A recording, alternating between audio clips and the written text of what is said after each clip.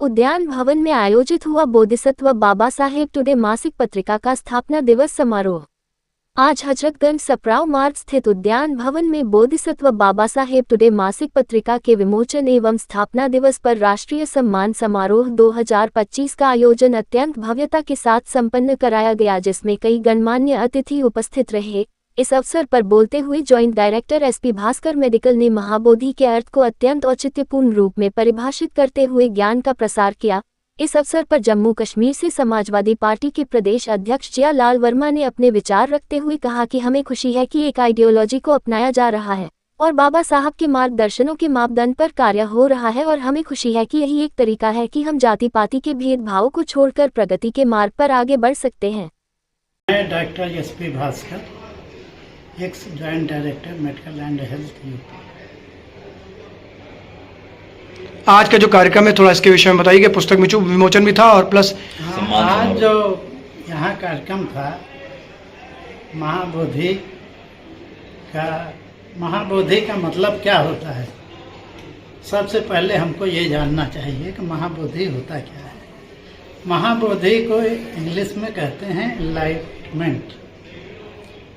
तो बुद्ध जी के एक बार ऐसी बड़ी विरक्ति हुई, तो हर जगह से उन्होंने देखा कि हमें कोई ज्ञान नहीं प्राप्त हो रहा है। खाना पीना उन्होंने छोड़ दिया। खाना पीना छोड़ने के बाद उनका शरीर जर्जर होने लगा। फिर एक सुजाता नाम की स्त्री आई, उसने देखा कि उनका जो है शरीर तो बिल्कुल जर्जर हो रहा है, बीमार से लग रहे हैं। तो उन्होंने कहा कि आप भूखे हैं इसलिए आप बीमार लग रहे हैं। तो उन्होंने कहा कि क्या तुम मुझे भोजन से संतृप्त कर सकती हो। तो सुजाता ने कुछ उत्तर नहीं दिया। फिर वो खाना ले आई। खाना वो इनको बुद्ध जी को खाना दिया। खाना देने के बाद जब वो खाए तो उनको अजीब सी शांति प्राप्त हुई, और वो वहाँ पे एक पीपल का पेड़ था, वहाँ जा करके खूब खाना खा करके फिर ऐसा लीन हो गए। उन्होंने कहा मैं मर जाऊं मर जाऊं मर जाऊं। ये कहते कहते वो उनको बिल्कुल विरक्त हो गए। उनको कुछ पता नहीं चला कि वो कहाँ हैं। इसके बाद 3-4 दिन के बाद उनको एनलाइटेंड, उनका शरीर बिल्कुल प्रकाशित हो गया, और जब उन्होंने आँख खोला तो उनको अजीब सी शांति मिली। जितनी भी कामना होती है, उनका ये कहना था कि जितनी भी कामना होती है उससे मैं विरक्त हो गया, मेरा मन शीतल हो गया है, और मैं किसी चीज़ का मतलब कि कोई चीज़ की कामना मेरी नहीं है।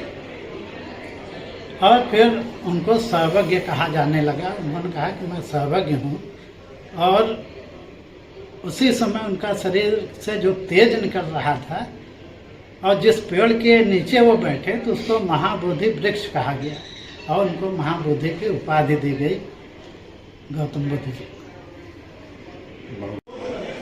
मैं जियालाल वर्मा, प्रदेश अध्यक्ष समाजवादी पार्टी जम्मू कश्मीर, और मेरे साथ आए हुए अम्बेडकर वाहिनी के सतपाल जी और अम्बेडकर वाहिनी के सेक्रेटरी श्री कालीदास जी। आज हम बोधिसत्व पत्रिका के विमोचन पर हम लखनऊ में हाजिर हुए हैं। हमें खुशी है कि एक जो आइडियोलॉजी है उस पर कार्य हो रहा है, और बाबा साहब के जो मार्गदर्शन के जो मापदंड थे उनको अपनाया जा रहा है, और हमारा जो भारत देश है आगे बढ़ रहा है।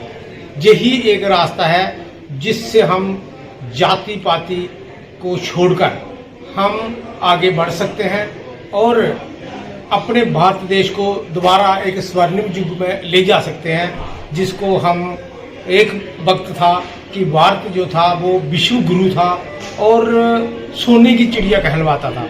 वो युग यही युग था जिस वक्त भारत सोने की चिड़िया कहलवाता था।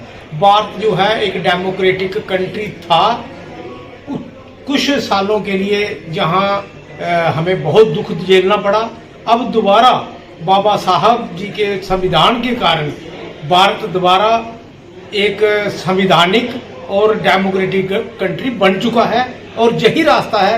हम मुझे आशा है कि बहुत जल्दी हम अपने गंतव्य पर पहुंच जाएंगे। शुक्रिया।